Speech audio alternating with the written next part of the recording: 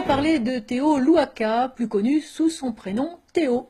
Il nous faudrait le nommer par son petit prénom, comme tout le mainstream médiatique, mais nous n'avons aucune envie de créer de l'empathie pour cet individu qui, ne l'oublions pas, s'est quand même rendu coupable au minimum d'un refus d'obtempérer et l'enquête progressant visiblement de coups sur agents dépositaires de l'autorité publique. Pour information, le petit Théo fait tout de même 1,94 m, il a 22 ans et il n'aurait jamais bossé de sa vie.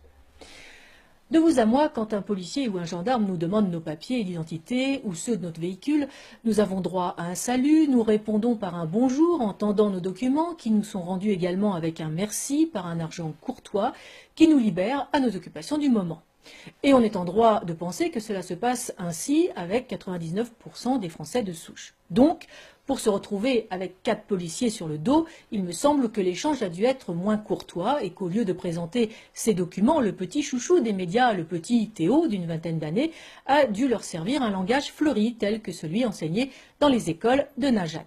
Évidemment, on peut aussi croire que les 4 policiers avaient été recalés au stage d'aguerrissement de la milice populaire nord-coréenne et qu'ils se sont défoulés sadiquement, tels des pédophiles écolos, sur ce pauvre passant fréquentant à l'insu de son plein gré un point de deal de drogue.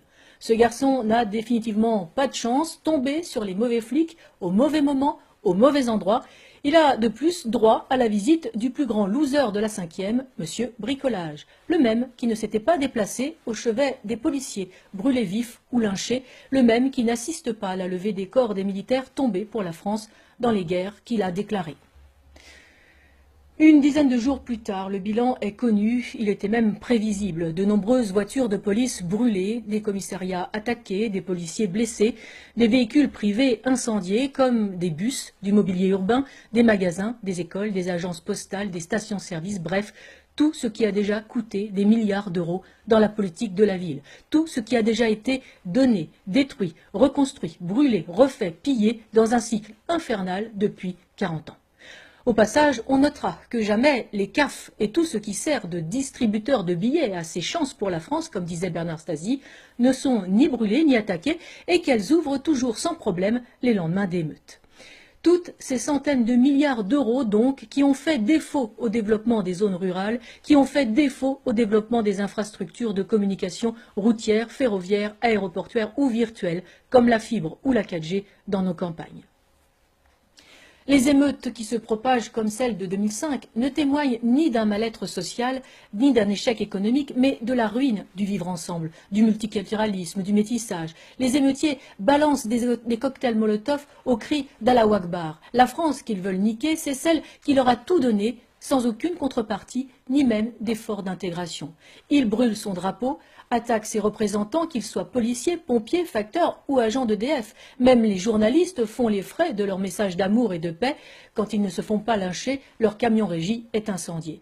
Ils sont encore immigrés dans leur tête, bien qu'ils soient de la 3e, voire désormais la 4e génération sur notre sol. Et ils n'ont que mépris pour notre histoire. Ils vomissent notre civilisation gréco-chrétienne. Ils soutiennent ses ennemis, notamment Daesh, ici et sur les théâtres d'opération. Ils hurlent de joie dans les banlieues ou dans les prisons quand coule le sang français. Tous les copains de Théo ont la double nationalité d'office. 2e, 3e ou 4e génération d'immigrés marocains, algériens, tunisiens ou de je ne sais quelle ancienne colonie africaine.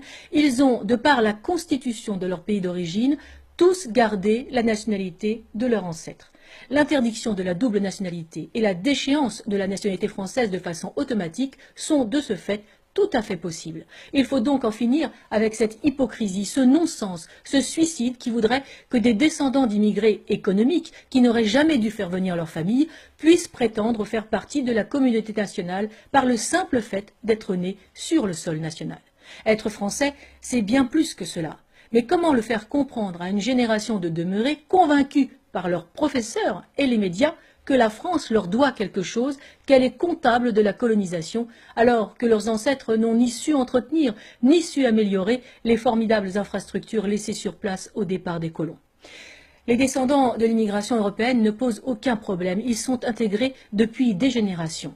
Les immigrés asiatiques ne manifestent jamais, peu ont la volonté de faire souche, et ceux qui sont présents depuis leur fuite sur les boat people ont un amour de la France que les camps communistes n'ont pas réussi à tuer. Ce sont donc toujours les mêmes, ceux à qui l'on a tout donné, tout passé, tout excusé, ceux pour qui on a tout avili en ne défendant pas nos principes, nos valeurs ou nos coutumes. Alors, c'est assez, dehors.